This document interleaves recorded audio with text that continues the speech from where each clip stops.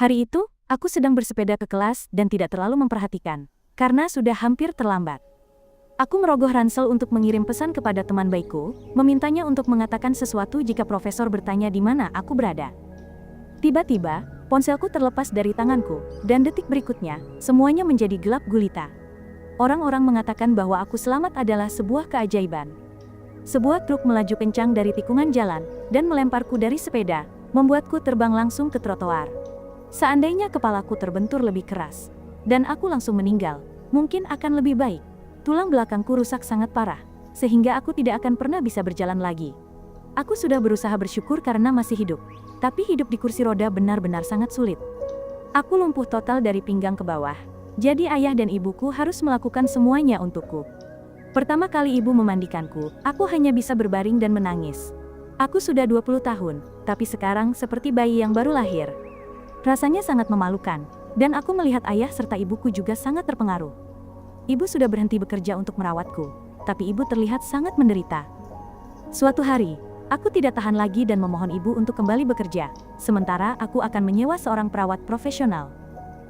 Ayah dan ibuku memasang iklan pencarian perawat di internet, tapi butuh beberapa hari sampai ada yang melamar.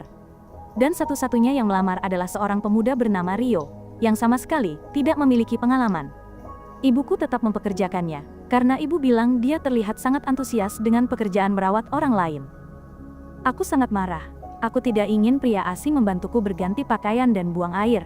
Tapi kemudian ketika aku melihatnya, semua pikiran itu langsung menghilang. Dia sangat tampan sampai aku tidak bisa mempercayai mataku sendiri. Aku hampir tidak bisa menatapnya tanpa tersipu. Aku langsung tahu bahwa kami akan sangat cocok, dan dia hanya perlu menutup mata setiap kali aku perlu ke toilet. Kami akan mencari cara. Awalnya, dia cukup pemalu.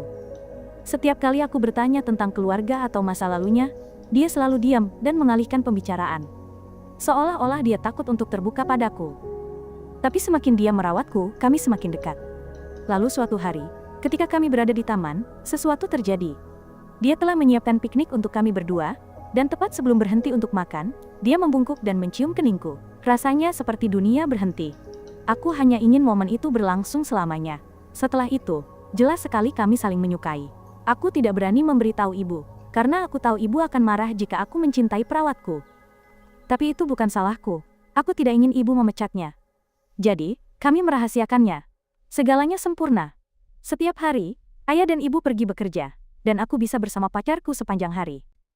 Setiap hari kami pergi ke taman, seminggu sekali kami menonton film, dan bahkan mulai belajar bahasa Spanyol bersama. Tapi kemudian suatu hari, dia menelpon dan izin sakit. Ini benar-benar tiba-tiba dan tidak pada waktunya sama sekali, karena persidangan akan berlangsung dalam beberapa hari ke depan.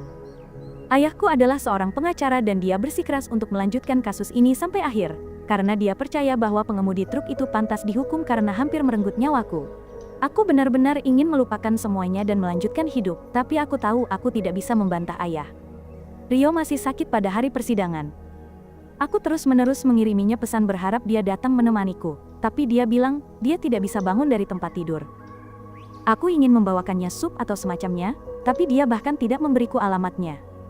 Akhirnya, aku tidak punya pilihan selain pergi ke pengadilan sendirian dan berharap semuanya akan segera berakhir. Begitu pengemudi truk itu muncul, aku bisa merasakan kemarahan ayah dan ibuku.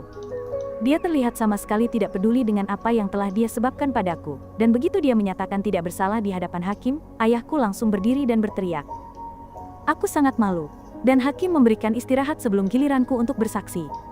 Aku mengemudikan kursi roda keluar dengan berlinang air mata. Yang aku inginkan saat itu hanyalah bertemu Rio, dan aku tidak menyangka bahwa keinginan itu akan segera menjadi kenyataan. Aku keluar untuk menghirup udara, dan aku mendorong kursi rodaku begitu cepat hingga hampir menabrak seseorang. Ketika aku mendongak, aku menyadari itu adalah Rio. Aku begitu senang sampai hampir menangis. Tapi dia tidak terlihat senang melihatku. Bahkan, wajahnya memerah.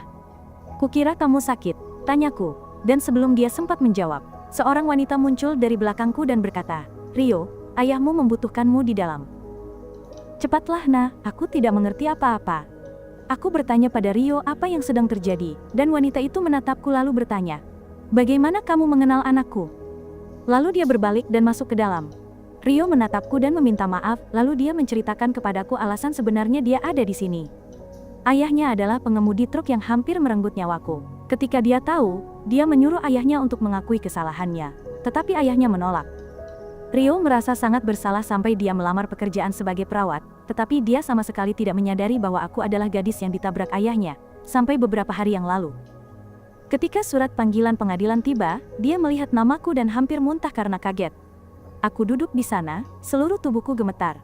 Bagaimana dia bisa menyembunyikan ini dariku? Ini tidak mungkin nyata.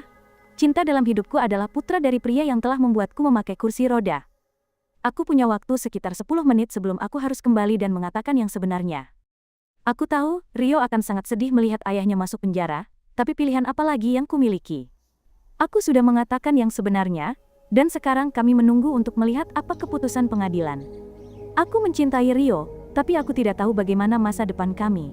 Ayah dan ibuku tidak bisa menerima kami bersama, dan keluarganya juga begitu.